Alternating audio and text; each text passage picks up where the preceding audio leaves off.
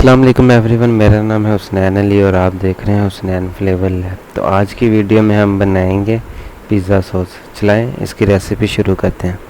सबसे पहले मैंने ले लिया 50 ml केचप, गार्लिक है, और इसके साथ मैंने ली धरा मिर्च पिसी हुई, सुरख मिर्च हस्बे ज़रूरत, यानी कि आपको जितना स्पाइस चाहिए उतनी लेनी है। और साथ में मैंने लिया ऑर्गेनो 1 टेबल स्पून, और लिया मैंने साल्ट 1 टेबल स्पून।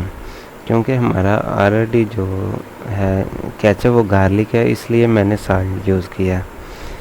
तो इसके साथ हम मिक्स करेंगे अच्छी तरह। जब तक हम मिक्स करें हमारे चैनल को सब्सक्राइब कर लें। अगर आपको वीडियो अच्छी लगती है तो लाइक भी कर लें। तो ये हमारी पिज़्ज़ा सॉस रेडी हो गई है।